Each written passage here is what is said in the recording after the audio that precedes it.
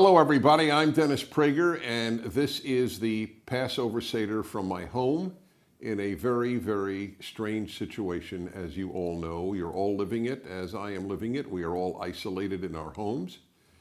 And that's the reason that I'm doing this. Normally I would just be having a Seder with friends. I'll tell you about that in a moment, because I've had the Passover Seder with the same couples for about 25 years. One of the members of one of those couples will actually be with me from his home, and I'll introduce him momentarily. So let me give you a little background here about what this is. Some of you are well aware of what a Passover Seder is. Some of you have never attended one, seen one, or maybe ever even heard of one. And I appreciate all of you being in. This is my way of giving those of you who might not have one a chance to experience it. Obviously, I've never done this before. I hope never to have to do it again. But that is life, and we have to react positively, even to difficult things that happen. And this is a difficult time. There's no question about it. So if you're alone, I'm particularly happy to be in your life for the next hour and a half or so. And if you are with somebody, obviously, I'm happy to be with the two of you, or however many are in self-isolation with you. So let me explain what this is. Seder actually means order. That's all it means, order. In fact, some of you who have ever been to Israel have undoubtedly heard, if you've heard any word, it's beseder. And beseder means in order, which is the Israeli way of saying okay. So Seder is still in the active Hebrew language, and it means order. I will show you what that is, because there's an order to the Seder. There are specific things that you do in order, and I will explain each of them, and I will be doing them with you. A very big thing about this is to understand, and those of you who are not Jewish will find this particularly interesting. The central religious place in Jewish life is not the synagogue. Synagogue is quite important, but it is not the central religious place. The central religious place in Judaism is the home. And that is where the holidays are spent. It is where the Sabbath every week is celebrated. Yes, people go to synagogue on all of these occasions, those who obviously are observant. But it is the home that is the central place. So the Seder doesn't take place in a synagogue. Some people will do it, and they'll do it because it might be easier, or they want to be with a lot of people. All of that is fine. But the vast majority of Jews, the vast majority of Jewish history, have just done it in their home. And they will bring relatives, sometimes relatives they haven't seen since last Passover. They will bring friends, and they will bring people who may not have a Seder otherwise. And that is a very big deal in Passover life, to bring people into your Seder who otherwise might not have one. A person who doesn't have children, a person who doesn't have parents, a person who doesn't have a spouse, whatever it might be. So, but this is a big deal. That's why I'm doing this. If this were another Jewish holiday, I wouldn't be doing this. But it's so important to be with people at the Passover Seder. It's so different than doing it alone that I've wanted to make this possible for as many of you as possible. Next, the Passover commemorates the Exodus from Egypt. The Jews were slaves in Egypt for hundreds of years. God took them out. This is the story of that. In Judaism, there are two faith pillars. This is critical. Two faith pillars. And I didn't make any of this up. This is pure tradition. Creation and Exodus. God created the world, and God took the Israelites, the Hebrews, the Jews, whatever term you wish to use, out of Egypt. Those are the two faith bases of Judaism. If you remove either, you pretty much don't end up with Judaism. Over time, it just won't work. There's not a lot of faith stuff demanded in Judaism, but those two are pretty central. God created the world. God took the Jews out of Egypt. Now, as regards this Seder, it's not going to be the entire Haggadah. The Haggadah is a big book, and if we said the whole thing, we would lose you. So we're going to say the highlights, as it were. And so those of you who are used to every word, forgive me.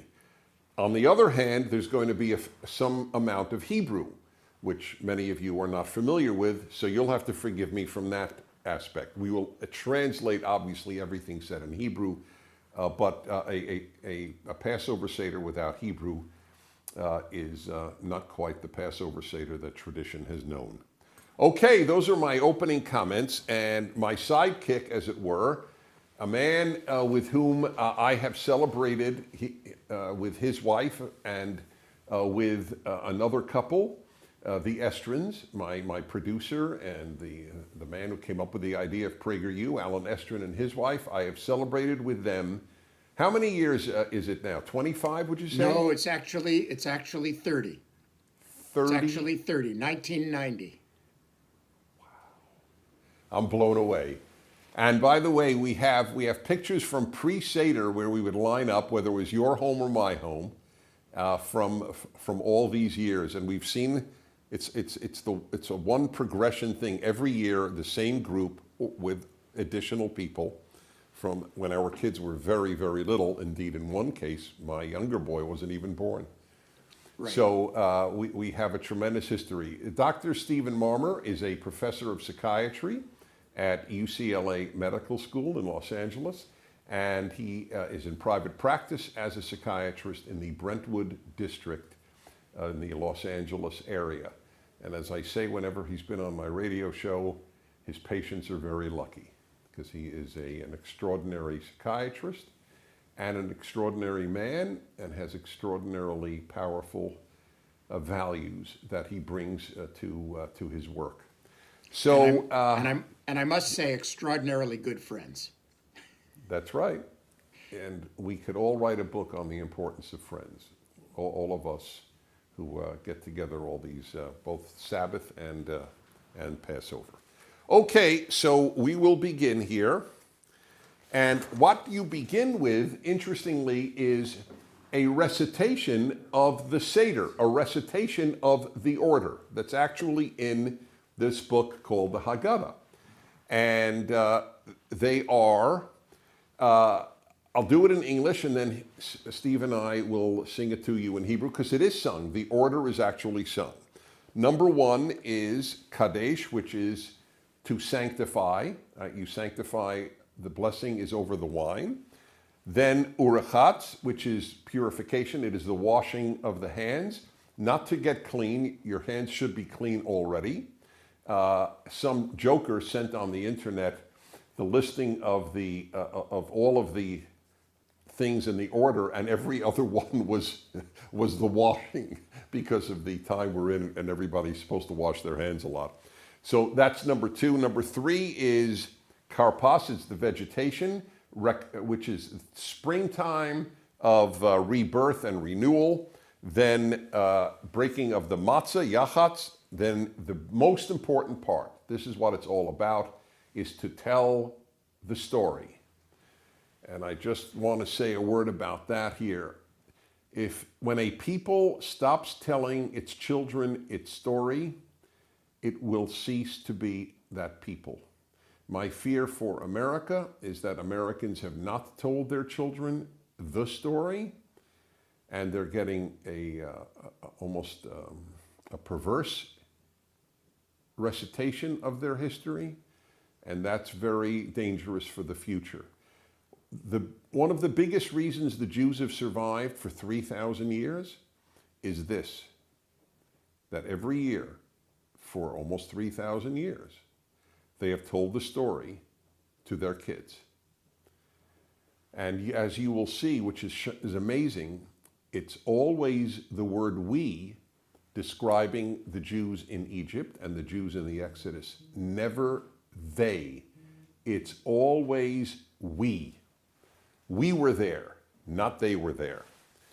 Then rachza, then washing of the hands again, then the taking out of matzah, then maror, the bitter herbs, I'll explain that, then korech, the bitter and the sweet, then the meal, the shulchan orech, then the dessert, tzafun, then thanking God for the meal, barech, then hallel, the psalms of thanksgiving and praise of God, and finally nirtzah, the completion. So these are then sung, and Steve, why don't you do Kadesh Urchatz? Kadesh Urchatz, Karpas Yachatz, Magid Rachza, Motzi Matzah, Maror Korech, Shulchan Orech, Tzafun Barech, Hallel Nirtzah. That's one of many melodies of that, and we thank you. By the way, I do believe that this is one of the few professors of psychiatry in the world who can do that. At least not in Israel. Okay, right, outside of Israel, yes. That's a very good point. All right, next is the second part of this order, of this Seder, is the blessing over the wine. In Judaism, alcohol consumption has always been allowed, but it has always been for reasons of sanctification. The purpose of drinking was not to get drunk. The purpose of drinking was to celebrate the occasion, a holy occasion like the Sabbath, or a holy day like Passover. So we lift the cup. If you're with me and you have any of this, please do the same thing. And Steve, it's on page 3 in our mutual Haggadah, and I will sing it in Hebrew, and just meditate if you know no Hebrew or this is totally unfamiliar. But it's so traditional. I will be doing it in Hebrew. Baruch atah Adonai Eloheinu melech haolam. Borei peri hagafen, Baruch atah Adonai Eloheinu melech haolam, asher bachar banu mikol ha'am, v'romemanu mikol ha'shon, v'kiddeshanu b'mitzvotav, v'atiten lanu Adonai Eloheinu b'yahava, moadim l'simcha, chagim uzmanim l'sason, et yom chag hamatzot hazeh, Zeman Cheroteinu, Mikra Kodesh, Zecher Litziat Mitzrayim. Kivanu v'charta v'yutana kidashta mikol ha'amim, u'moadei kodshecha b'simcha u'b'sason hinchaltanu. Baruch atah Adonai, Mekadesh Yisrael v'hazmanihim. Then there is another blessing added to this, which is very powerful. Many Jews are familiar with this. Blessed are you, God, who has kept us alive and brought us to this time. It is said at any great occasion in Jewish life, Baruch atah Adonai Eloheinu melech haolam, shehecheyanu, v'kiyemanu, v'higianu lazman hazeh. By the way, 4 cups of wine are traditionally drunk on this evening. It's the most wine Jews ever drink, one hopes. And it is really to just have you know what a great night this is. And by the way, is a very interesting thing. Many of you know I'm very big on the subject of happiness. I have a happiness hour on my radio show every week. There is a law in the Torah, in the holiest of the parts of the Bible for the Jew, the Torah, the first 5 books, and it says, "You v'samachta b'chagecha," you shall be happy on your holy days, on your holidays. So this is particularly appropriate now when we're not in a happy situation with the lockdown and the virus that is traversing the world. But nevertheless, that's the law, so you have to give it a try. You have to try to be happy, at least for this holiday. All right, now, this is the pouring of the water over the hands here. And this is because it's a holy meal. And in Judaism, we even have a ritual for that. It goes 3 times. That's why there were 2 handles. 3 times over the right hand and 3 times over the left hand. All right, there we go. I might have overdone it a drop. Okay, now we continue. And we go to Karpas, the rebirth and renewal with the taking a piece of parsley, usually is what it is, dipping it in salt water, and then saying a blessing over that. Baruch atah Adonai Eloheinu melech haolam borei pri ha'adama. Blessed are you, God, who creates the fruit of the earth.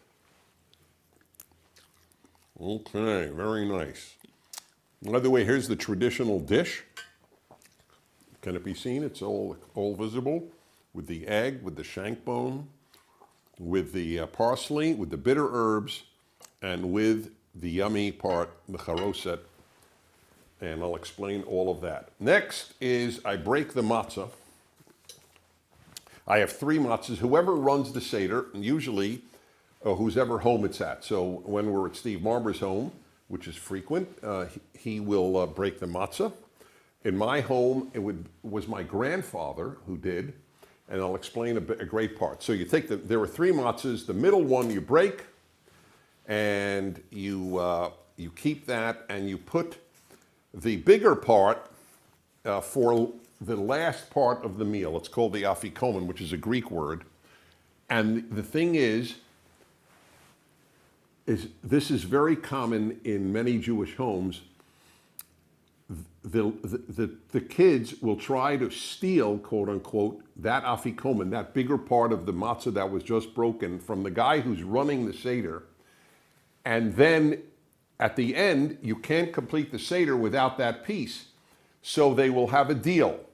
He will say to the kid, all right, did you, I can't find that Offi Coleman, that big part of the matzah. And the kid will say, oh, I took it. So then the head of the meal will go, okay, what would you like for it?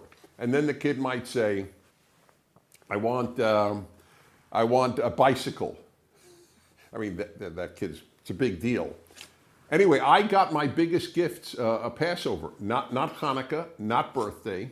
My grandfather got me a shortwave radio, which changed my life. That's how I listened to the world. One year he got me a typewriter, and that's when I started writing.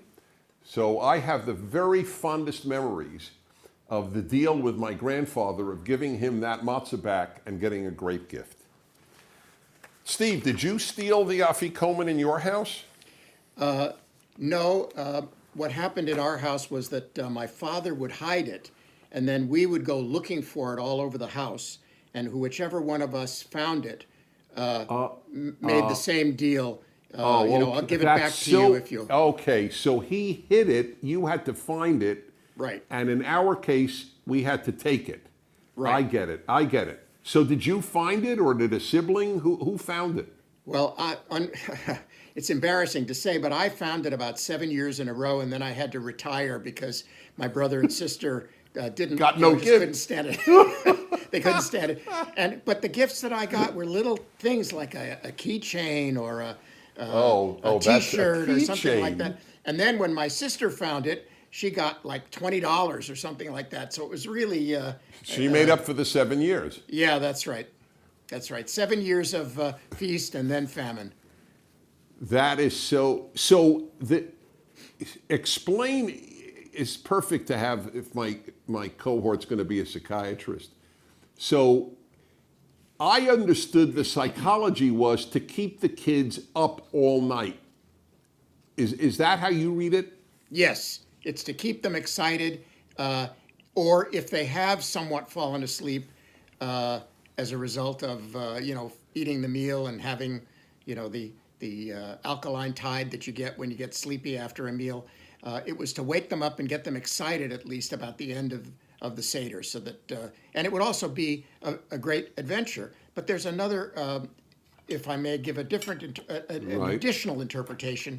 It's that we want the next generation always to be looking for what we have offered them. We want them to continue to be looking for the Jewish celebrations and the role of the meaning of Passover in their lives. So that's another thing that I like about it. But the practical element was keep them awake. Practical element, definitely. Yeah. Keep them awake, keep them excited, and that way they'll sit through it. All right, that's fantastic. Okay. By the way, in your memories of your childhood, is the Seder the best Jewish memory? No question about it.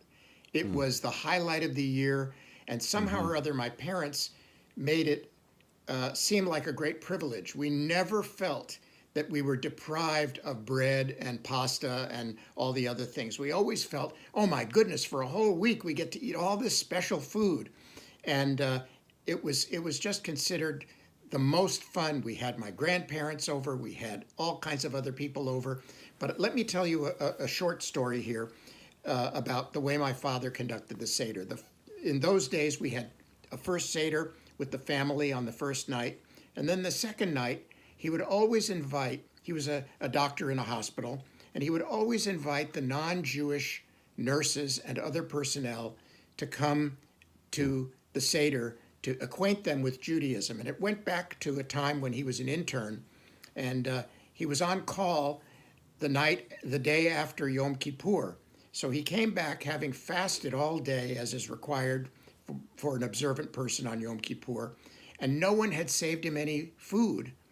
And so he couldn't break the fast until the next morning, so he had an additional 10 or so hours of fasting. And the reason was because nobody understood Judaism.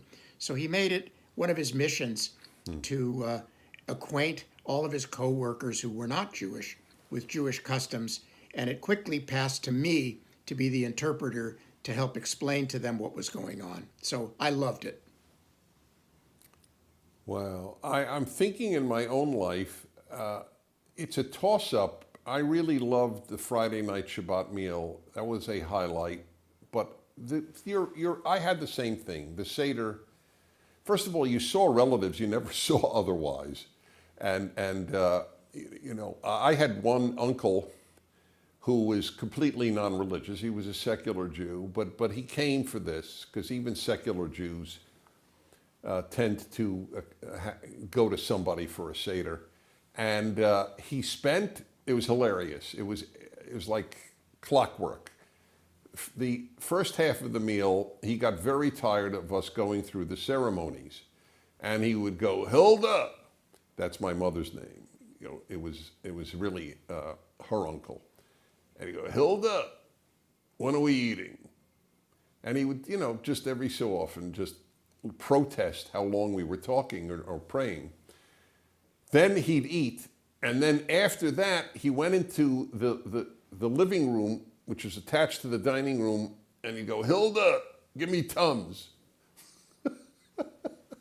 So half the meal, half the Seder, he was complaining about not eating, and half the meal he was complaining for having eaten too much.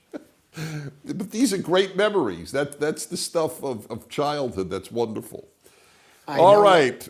Yeah. If I may tell another quick one, my grandparents one time, we asked them, what was it like in Russia when you were kids? And they went into a long explanation. I'll abbreviate the story.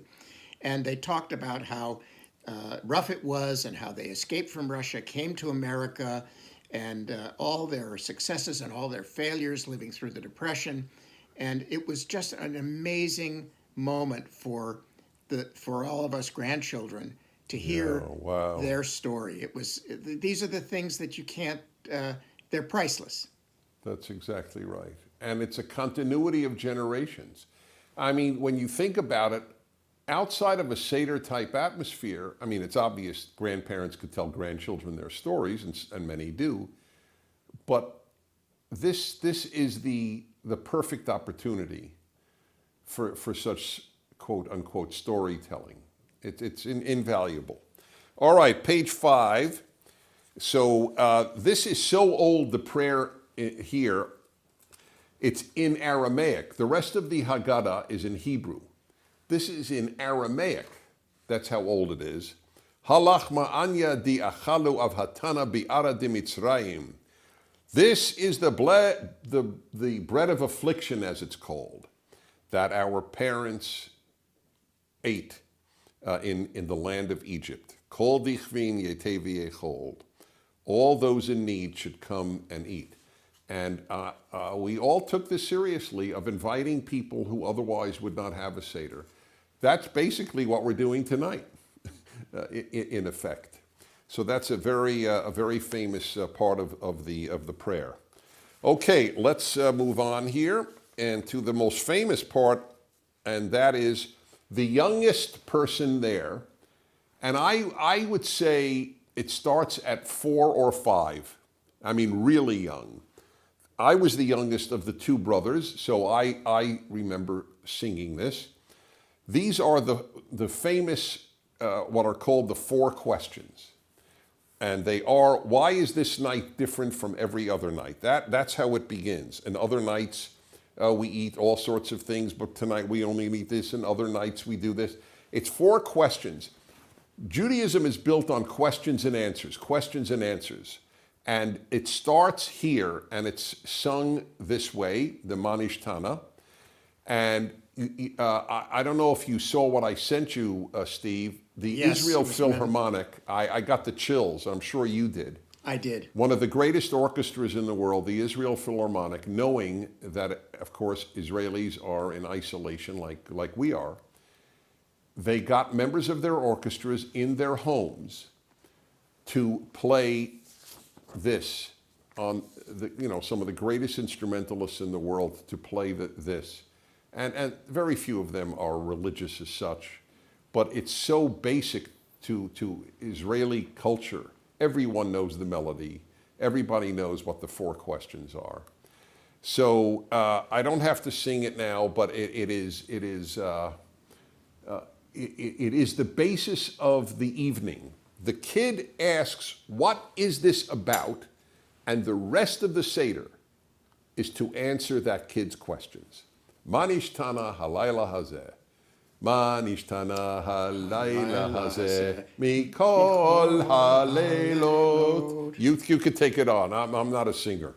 Mikol halelot, shebachol halelot, anu ochlin chametz umatzah, chametz umatzah, halayla hazeh, kulo matzah, halayla hazeh, kulo matzah. Okay, we'll leave it at that. That was beautifully that's done. enough.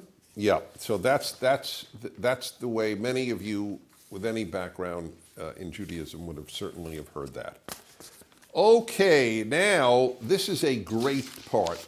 This is, see, in Jewish homes, the Seder is a discussion period. I mean, you should eat a little before the Seder because there's so much time devoted to discussing themes. So here's an example. This is from the Haggadah. None of this has been made up by either Steve Marmer or myself. So on page 7, and here's the traditional one. So I'm going to look here, page 74. So there it says here that the Torah mentions that you should tell your children. There are 4 times the Torah says tell your children about the Exodus. It's very important. It's brilliant, the Torah. You must teach your kids what you're about. If I put it in American terms, as I said earlier, American parents forgot to tell their kids what America is about. So kids don't know. This is one of the greatest lessons of this tradition. So here, it's why does it have, so they did a brilliant thing. The rabbis who made this up, this Haggadah, almost 2,000 years ago, they said, well, if it's 4 times listed to tell your children about the Exodus, there must be 4 types of children that you should talk to. And sure enough, there are. There is the wise child, the wicked child, the simple child and the child who doesn't even know how to ask.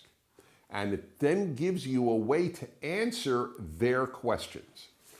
Now, without going through it all, and it's just fascinating, I wondered as a kid, why is there no good child? Wise, wicked, simple, and doesn't know how to ask. Where's the good child? It only was in my adult life that I realized the wise child is the good child because you can't be good without wisdom. You can have all the good intentions in the world, but if you're a fool, you'll only end up doing bad stuff. I think this is as relevant as a concept could be for our time. That's what we have not given over, wisdom. We've given knowledge, but we haven't given wisdom. So those are the 4 types of children. It shows that they would ask a different question, and this is the way the parent treats that question. That was also, this is 2,000 years ago. I mean, that's Dr. Marmer, psychiatrist. That I have to believe is impressive, that they would tell you 2,000 years ago, your children are not all the same. Absolutely. We've talked for 30 years about the meaning of all of this and its complexity, and we've never run out of interpretations. But the sheer psychological wisdom of these spiritual geniuses is beyond belief. It's just so impressive. Yep. You have to know you can't raise every kid. They're not cookie cutters, your kids. That was a great lesson here. We go to page 9. Obviously, I'm telling that for Steve Marmer. None of you have the same one that I have. And we say here, Avadim hayinu lefaro b'Mitzrayim. We, see, I told you, it's all we. It's never once does it say they. We were slaves for Pharaoh in Egypt. That's what it says in the Hebrew. I wish Americans would say that. In 1776, we rebelled and made America. We. That you have to attach yourself to your past. It's not they, it's we. And God took us out of there. Vayotzienu Adonai Eloheinu misham biyad chazaka u'bizro netiyah, with a strong hand and an extended arm. This is the beginning of telling the story to kids. Hey, God took us out of Egypt. By the way, I know, of course, Dr. Marmer knows this. Do you know whose name doesn't appear in this Haggadah, except only once because he's in a prayer? Moses doesn't appear in the Haggadah because Moses did not take the Jews out of Egypt. God did. It's an amazing thing. It's like telling the story, again, in American terms. It's like telling the story of the American Revolution and never mentioning George Washington. These are just powerful ideas. All right, let me go into the traditional. Let's see if I want to read to you that. Yes. We were slaves to Pharaoh in Egypt, and the Lord our God took us out from there with a strong hand and with an outstretched arm. And had the Holy One, blessed be He, that's God, not taken our fathers out of Egypt, then we, our children, and our children's children would have remained subjugated to Pharaoh in Egypt. Now comes a very powerful line which we have gone over all of our lives. And even if we were all wise, and all of us had great understanding, all of us were elders, all of us versed in the knowledge of the Torah, we would still be obligated to discuss the Exodus from Egypt. And every individual who elaborates in the retelling of the Exodus is to be considered praiseworthy. It doesn't matter how much you know, how brilliant you are, you've got to tell the story anyway. Any thoughts, Steve? Oh, yes. Well, first of all, the serious thought is that it has so many layers, and we've learned each year the Seder is the same, but it's different as we find new angles on it. And they say that nobody's exempt from this. It doesn't matter what kind of a big shot you are. You could be the world's most famous anything. This is it. The action of telling it and transmitting it to the next generation is important. Now, the funny thing is that when my mother, your uncle, used to want to know when the food was coming, my mother would want to know how much longer we were going to talk, and I would quote this. But Rabban Gamliel says, indeed, to dwell on it is to be accounted praiseworthy, and that would shut her up because, of course, right. It was the one time of the year when my parents couldn't tell me to stop talking. Because the Haggadah had said, the more you talk about it, the more praiseworthy. That's right. Yeah, you got the green light from I got the 2,000 green light. years ago. Yeah. Yeah. I love it.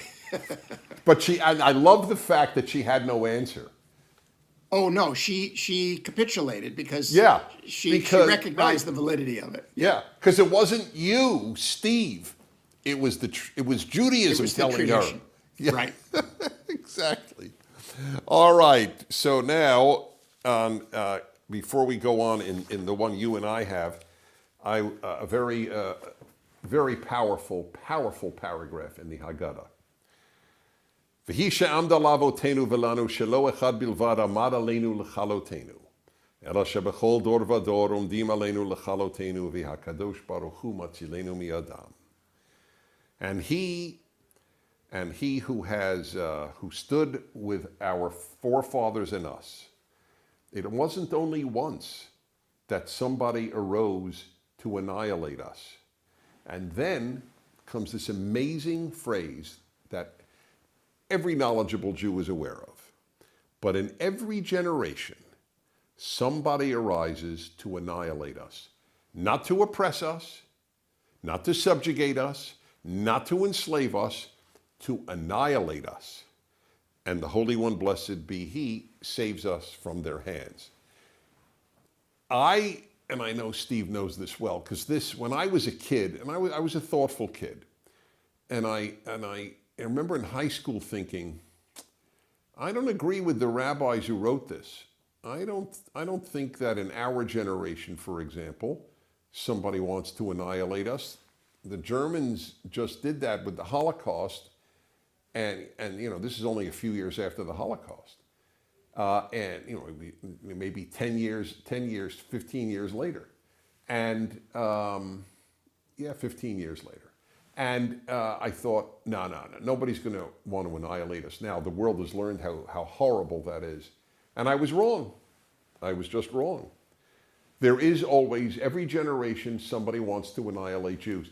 That's why anti-Semitism, something I know a lot about, I've written a book on it, anti-Semitism is unique of all the world's hatreds because only anti-Semitism is annihilationist. It's not a matter of subjugating the Jews, or again, as I said, or oppressing them. It's annihilating them. Iran wants to annihilate Israel. They say it. So they were right 2,000 years ago. In every generation, somebody wants to annihilate us. Now, it then says, but God saves us. Now, obviously, God didn't save the Jews in the Holocaust. But it doesn't say God saves every Jew. It says God saves the Jewish people. And with all the attempts to annihilate the Jews, well, we're still around. Thoughts on that, Steve? It's so profound. So many of us, like you, I thought, it could never happen again, but then it is happening again. And it's endless. And when I think that they have gone by the wayside and we're still here, for 3,000 years, people have been celebrating this holiday. For 2,000 years in this exact form with the Seder, when it was invented after the destruction of the temple. And so it's a miracle, and it's almost enough to make a non-believer believe, because we're still here, and we'd only be here with God's help. That's our belief, certainly. I don't know any other way too. I agree. All right, I'm going to continue here with the traditional, we have an abbreviated one on our separate sheets. This is the traditional one here. So I'm going to read something here. So again, all of this is answering the kids' questions in effect. But of course, this is for adults too. And here's an example. So the Egyptians dealt cruelly with us and made us suffer and put hard work on us. So this is just a way of answering what happened. And the Egyptians dealt cruelly with us. And then it gives the verse in the book of Exodus where Pharaoh said, we better get rid of these people. And they put taskmasters over us. And they gave us hard work. And then what happened? After all the recital of the suffering of slaves, then in the Haggadah we go. And it says, and the Lord took us out of Egypt. Now listen, this is really powerful. Not through an angel, and not through a seraph, and not through a messenger.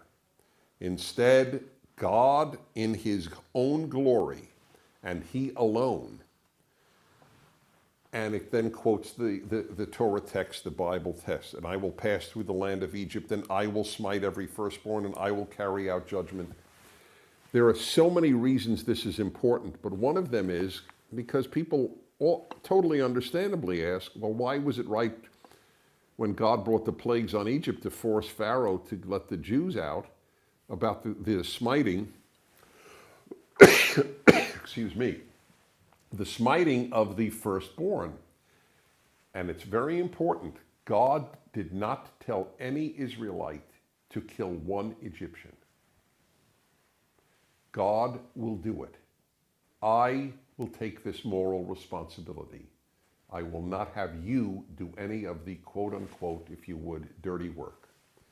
You ever read on why God alone did it, why that's important? Well, I think that your point is that we didn't have blood on our hands, but also to show that he's the ultimate boss. He is the giver of life and the taker of life. And he is superior to all of the Egyptian gods, and there's no doubt about it. And by the way, as we will see when we get to the plagues, I won't go through it now. It is all in my commentary on Exodus in my book, The Rational Bible. A long commentary to make that book clear. I show how every one of the plagues was against an Egyptian god, beginning with blood, which was the Nile was turned into blood, and the Nile was one of the chief gods of the Egyptians. The sun was the chief god, and that was the penultimate plague. That was the next to last plague. Darkness. Look at that. The one true God of the universe can make the Egyptian god dark.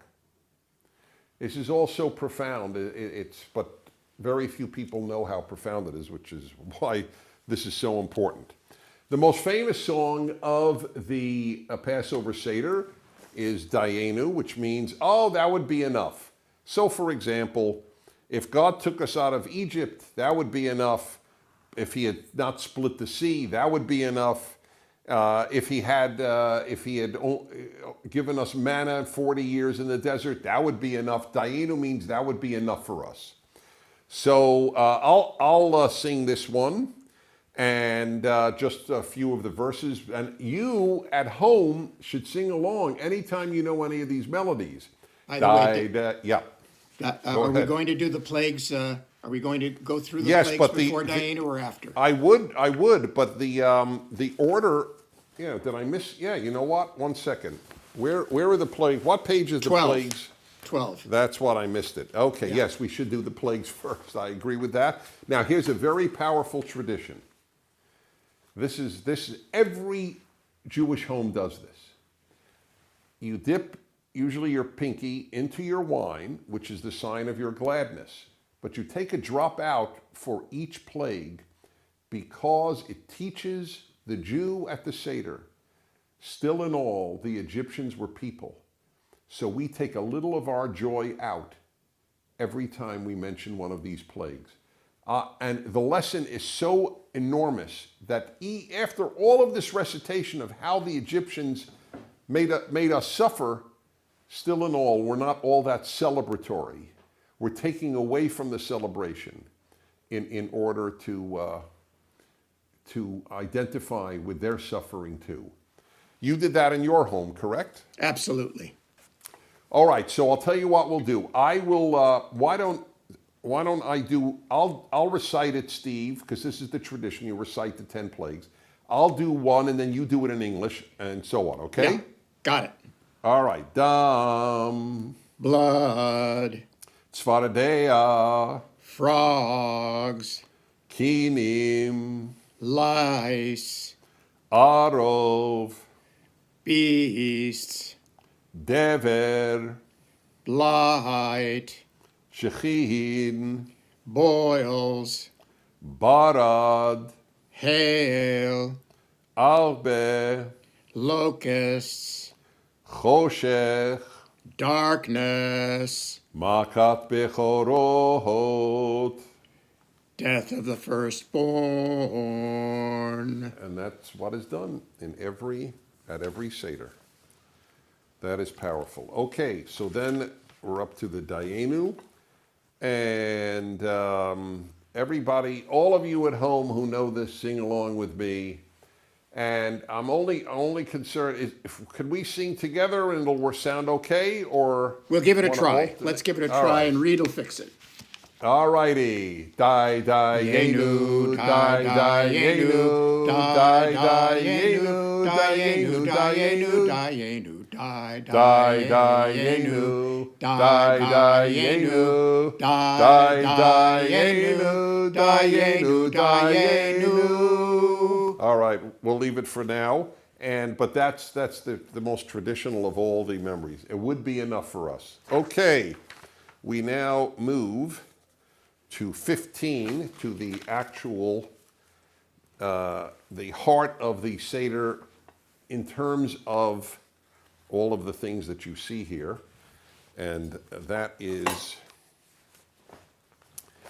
Pesach, Matzah, and Maror.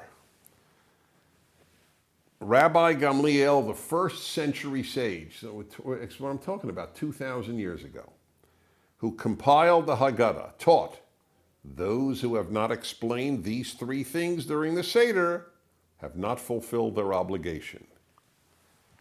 Pesach. Want to read that one, Steve?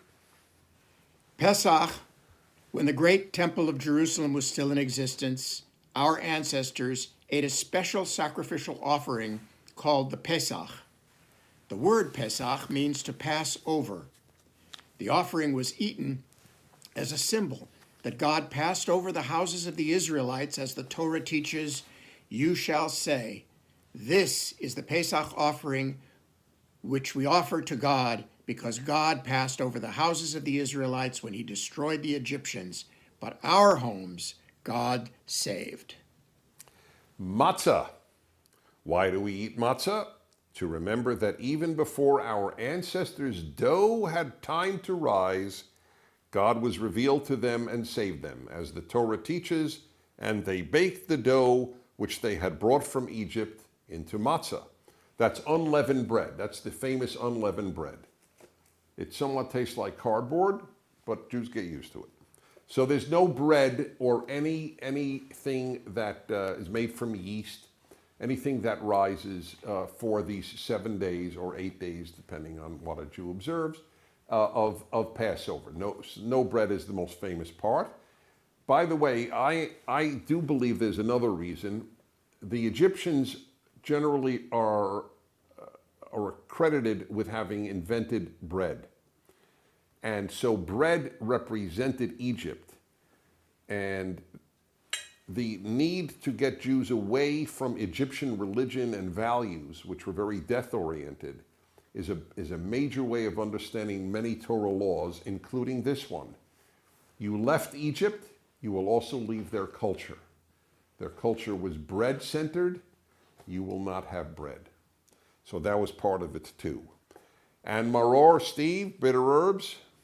Maror. Why do we eat bitter herbs? To remember that the Egyptians embittered the lives of our ancestors with hard labor in mortar and brick and in every manner of drudgery in the field, and worked them ruthlessly in all their labor. Now, that's it's an interesting aspect here of the Haggadah and the Seder. Judaism is a very, very physical religion because we are physical beings.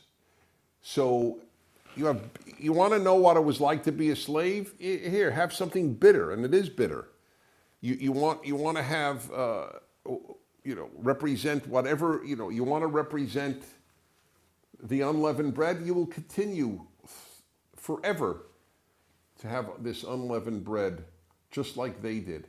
We're living in effect in some ways like they did. That is a part of it. All righty, let's see here. You know what? Let's on 16, Steve. Yes? It's so appropriate for the time we're living in now with the isolation. Therefore, let us rejoice at the miracle of our liberation and sing unto God who brought us from slavery to freedom, from despair to joy. That's particularly appropriate now. From mourning to celebration, from darkness to light, from enslavement to redemption. How fitting for the time we're in. Next, we have the next. I do grape juice instead of wine. I don't react well to alcohol. I don't have a problem with it. I mean, in other words, I don't have a moral problem with it. I'm not addicted. I couldn't be. The amount of alcohol I've drunk in my entire life would not suffice for one day in an addict's life. I just don't. I get a headache.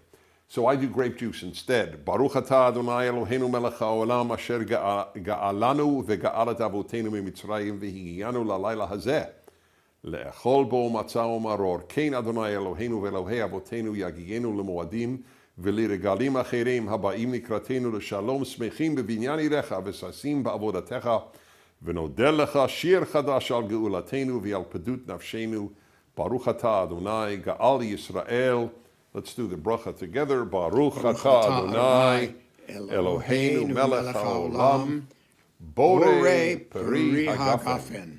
Blessed are you, God, King of the universe, creator of the fruit of the vine.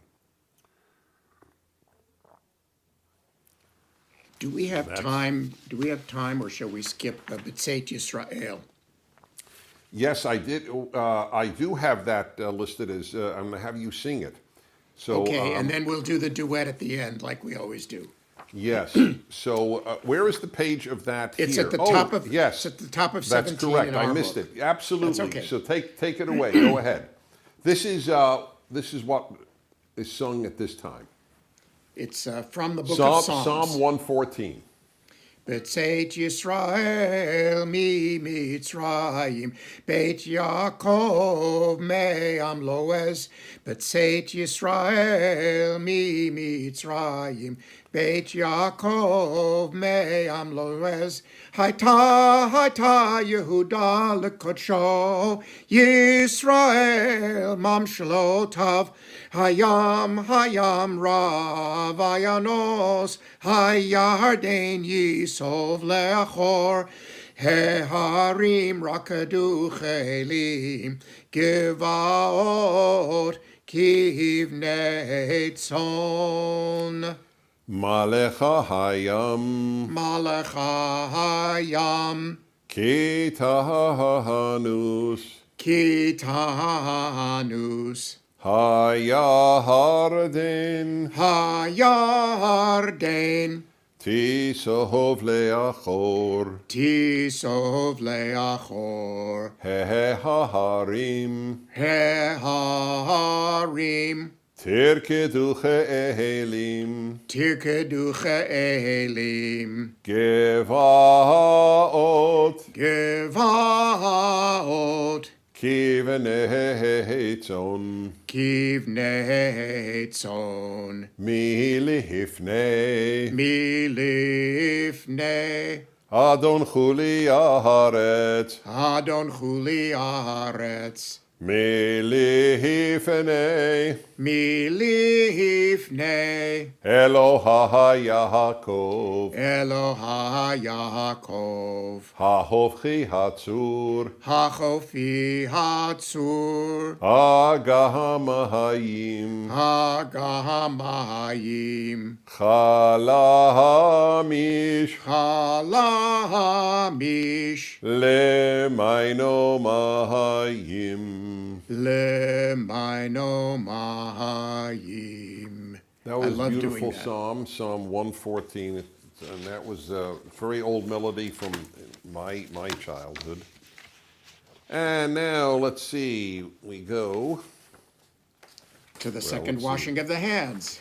That's right. So we're on 18, the two of us. So the second washing of the hands, this time, however, gets the blessing over the washing of the hands. There are a lot of blessings in Judaism. So here we go. Again, 3 on each.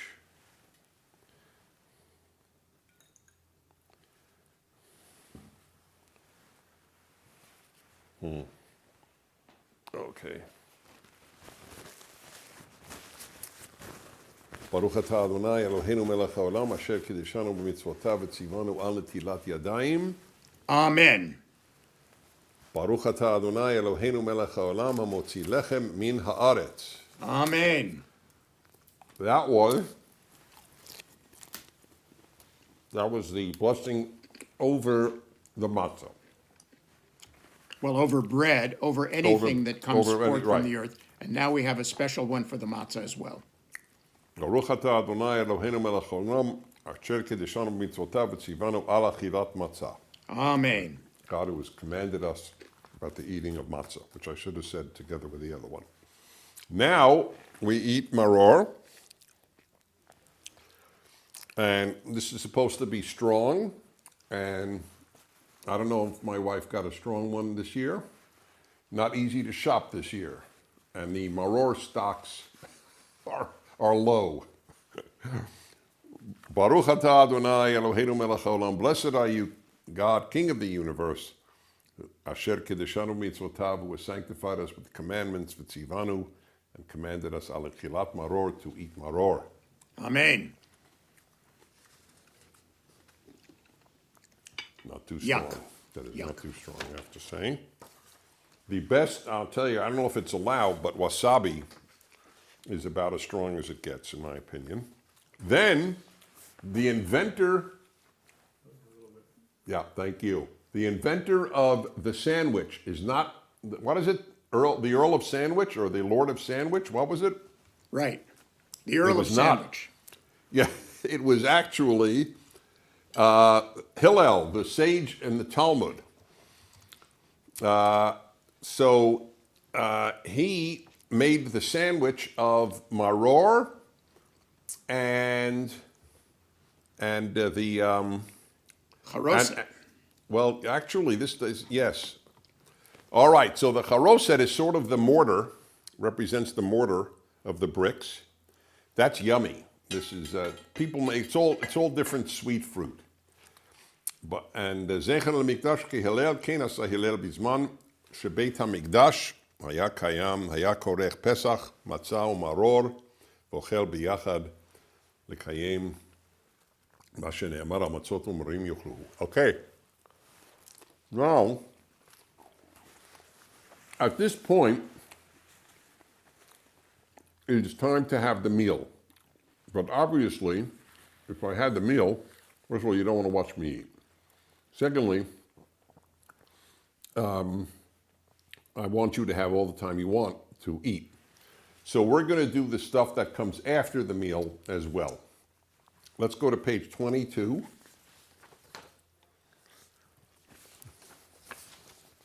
All right. So the first thing is the third cup of wine. Baruch atah Adonai Eloheinu melech haolam borei pri hagafen. Amen.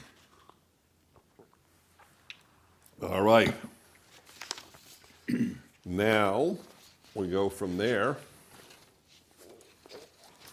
to Elijah's cup. Ooh, I didn't fill Elijah's cup. Too bad. I knew I'd missed something. Normally there's a cup saved for Elijah the prophet, and that's filled to the top with wine. And the hope is that he will come and announce the arrival of the Messiah, of the Mashiach.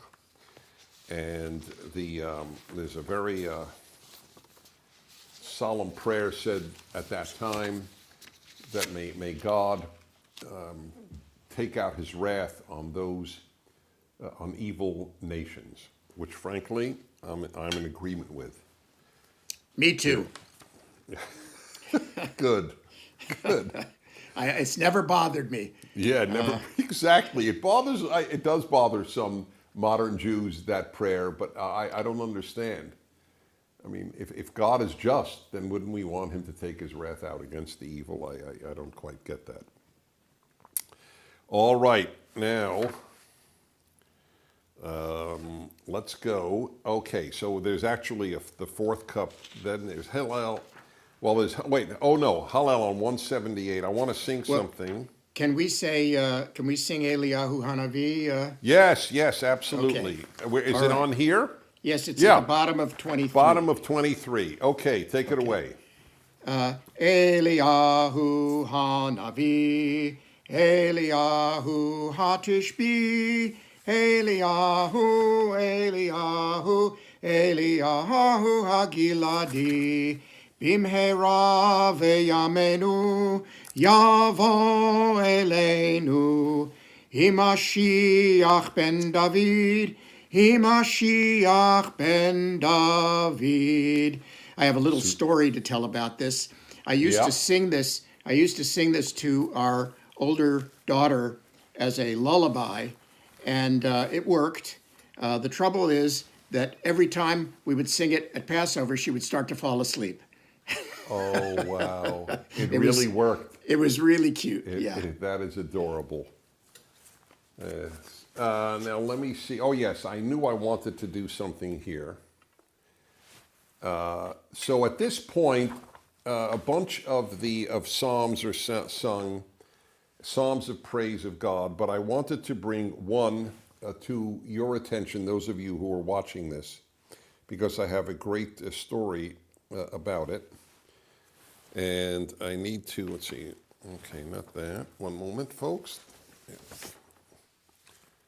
Let's see. I want to do the one with their Atzabehem Kesef V'Zahav. I want to tell my Russia story. Okay, here it is, yeah. So one of this you'll love this, folks. And you can see this reenacted incredibly by a kid acting as the younger me when I was in the Soviet Union at the age of 20 or 21. And so this is the story. So this is one of the Psalms here. Not us, Lord, but to your name give honor, your kindness, and so on. And then it says, their idols are of silver and gold, the product of human hands. They have mouths, but cannot speak. They have eyes, but cannot see. They have ears, but cannot hear. They have noses, but cannot smell. Their hands cannot feel, their feet cannot walk. They can make no sound with their throats. Like them should be their makers, everyone who trusts in them. So I was sent by Israel at the age of 21 into the Soviet Union for a lot of reasons. The biggest ones were that I was a Jewish kid and I knew Russian and Hebrew. So that I was like the ideal candidate to go, to smuggle in religious items to Jews in the Soviet Union and to smuggle out names of Jews who wanted to leave.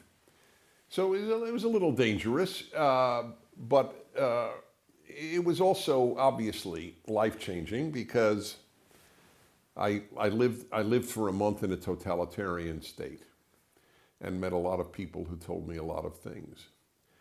So in Moscow, in my hotel room, I was always a character. I mean, you know, you're born a character. It's like your shoe size. You're just given it. So I would get up in the morning in my hotel room and I would go to the wall and I would say to the wall, knowing there were microphones hidden in the room, and I'd say in Russian to them, "Hey, dobry utro, good morning." How'd you sleep? This is Dennis checking in.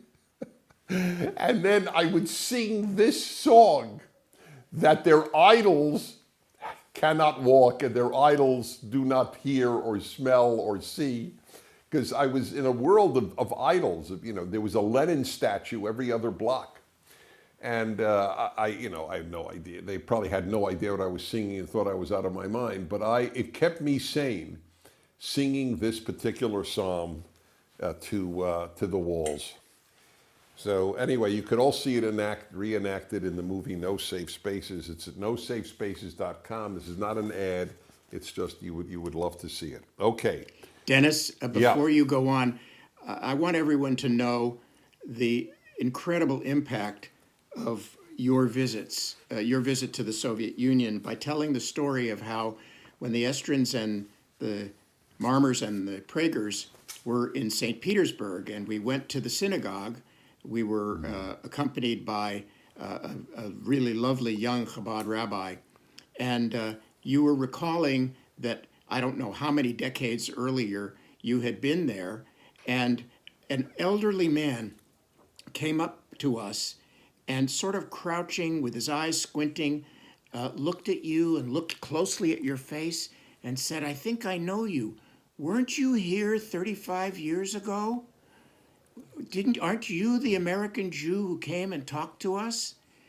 And, you know, the skin, the hair on the back of my neck, and I'm sure all of us, just rose at the recognition of the impact of those visits. I have to the Soviet chills Union. when you tell the story. Yeah, That he recognized me 35 years later. yeah, But I knew then, this was it's now St. Petersburg, was Leningrad then. And when I went into the synagogue, of course I was the only foreign Jew there. Many of them had never seen a foreign Jew.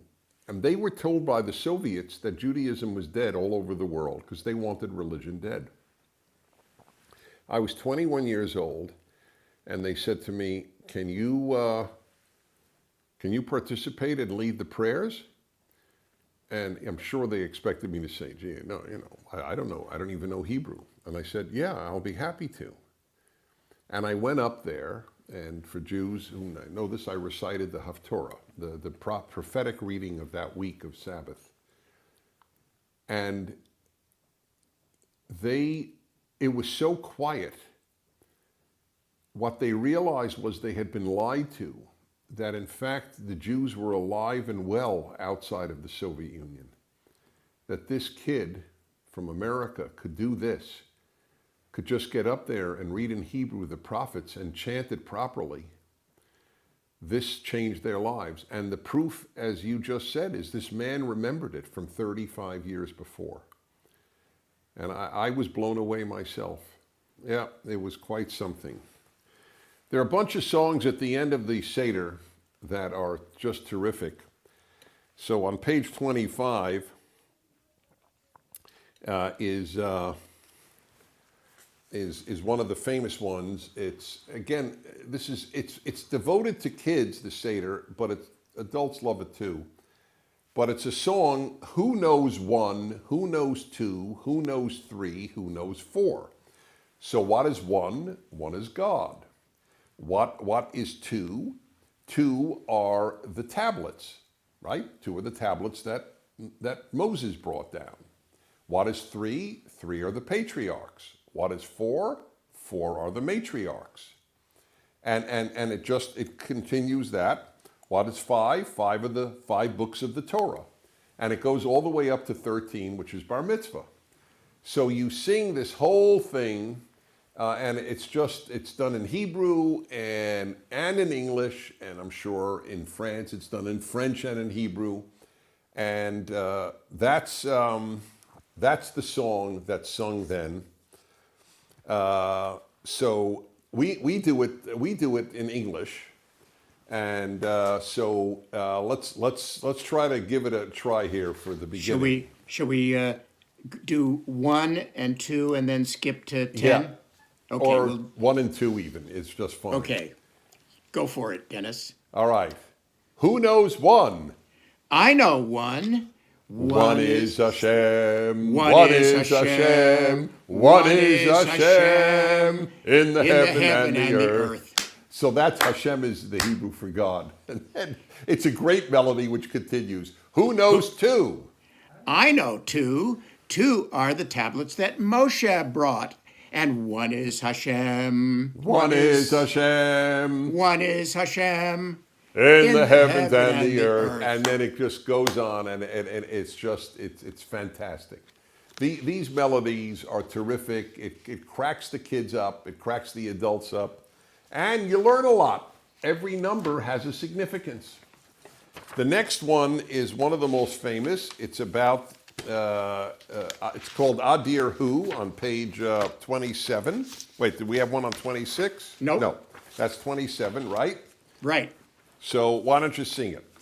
Adir hu, yivnei veto bekarov, bimheira, biyamenu bekarov, el bnei, bnei beto bekarov. I'll do the next one. Okay. Bachur hu, gadol hu, dagul hu, Yivne beito bekarov, bimheira,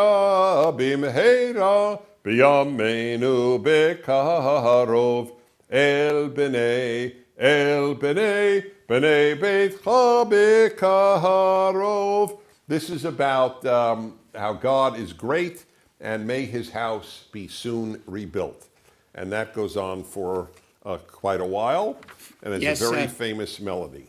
And they cover, it goes in what they call alphabetical order, with each letter of the Hebrew alphabet in sequence describing one of God's attributes. Then there is another one about how God, again, it's a beautiful to praise God. And I have a melody that Steve fell in love with over the course of our decades of doing the Seders together. And I'll sing it. I'll sing the beginning for you. It's really, it's always touched me, this melody. Ki lo na'eh, Ki lo na'eh, ki lo ya'eh, Ki lo ya'eh, Ki lo ya'eh, adir bimlucha. Adir bimlucha, bachur kalacha, gedudav yomru lo, lecha ulecha, lecha ki lecha, lecha af lecha, lecha Adonai ha-mamlacha, ki lo na'eh, Ki lo na'eh, ki lo ya'eh, Ki lo ya'eh. ki lo ya'eh, dagul bimlucha. And then it just continues in that way, and it's truly, it's a melody that touches your heart, especially as you know it over time. And then the Seder ends with a very funny, bizarre one about. It's called One Kid. That is as in kid as in goat, just one kid. You want to. So one kid, just one kid. My father bought for 2 zuzim. One kid, just one kid. Then came a cat and ate the kid that my father bought for 2 zuzim. Then a dog, a stick, a fire, the water, an axe. They all consumed the other one until finally at the very end, God consumes them all. I've always thought that this is a historical review of all of our persecutions. We the Jewish people are the one little kid, and the 2 zuzim are the 2 tablets of the 10 Commandments. That's right. But then one empire after another. First the Assyrians, and then the Babylonians, and then the Persians, and then the Greeks, and then the Romans, and so forth, until finally God makes peace. That's a good read. Why don't you give the traditional melody? I think there is only one anyway. Take it away. Haggadah, Haggadah, my father bought for two zuzim. Haggadah, Haggadah. And then we would have fun making animal noises. Then came the cat, meow, that ate the kid, bah. My father bought for two zuzim, and so forth. Until we finally, I'm renowned among our group when we come to the ox, and I go, then came the ox. That has brought us more joy over 30 years than I can actually measure. I told my younger son that we would be doing this, and he asked, will you be making the ox sound? Okay, we can start with that. Then came the ox that drank the water, gurgle, gurgle, gurgle, that quenched the fire, sizzle, sizzle, sizzle, that burned the stick, wham, that beat the dog, ruff, ruff, ruff, that bit the cat, meow, that ate the kid, bah. My father bought for two zuzim.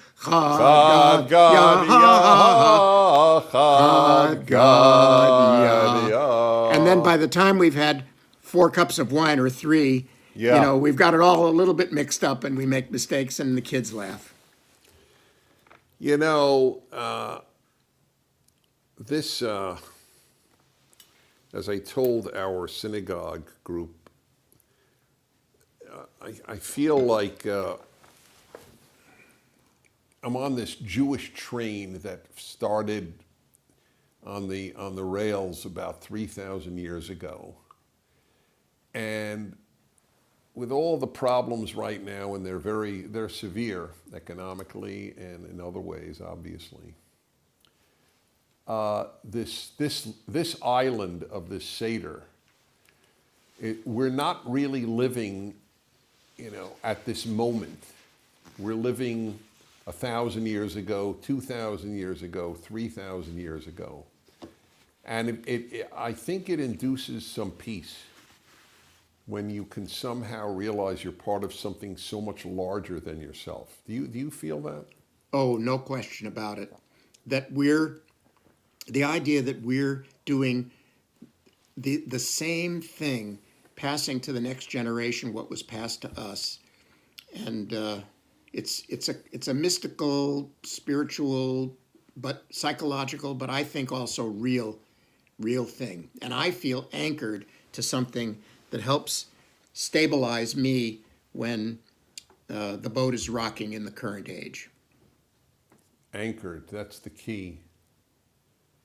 Anchored, that's right. That's what it's given us, this anchor. Mm-hmm. Well, I hope for all of you this has been meaningful. If it's your 50th Seder or your first, to Steve and I and millions of others, this is a central part of our life. And it was important for me to try to bring this to you, who, most of you who don't have one because of the nature of things going on now. I hope that a year from now, people are healthy, people are back to work, and people are able, without any ambivalence or ambiguity, to just have a truly happy holiday. But even in a dark time, this has to be celebrated. This is not comparable in its darkness, obviously, to the concentration camps of the Holocaust. But even there, Jews tried to have whatever they could to mimic a Seder. And I understand that. It transports you back to the Exodus. I will add, if I may, that if you really want to know what all this is about, I've written a commentary on Exodus called The Rational Bible. I'm not trying to sell you a book. Nobody writes a Bible commentary to make a lot of money. But obviously, this means a lot to me. It means a lot to Dr. Marmer Absolutely. Yeah, no, it's clear. And we are very lucky that we found each other and our cohort Alanestrin and our wives. And it's been an incredible richness in our lives. A combination of God and friends is a pretty powerful combination. I wish you all God and friends, because that is exactly what you probably most need at this time. My friend is Dr. Stephen Marmer, Professor of Psychiatry at UCLA. I'm Dennis Prager of Prager University and of my radio show. And it has been an honor to be with you. God bless you, and goodbye. Thank you, Dennis. Good night.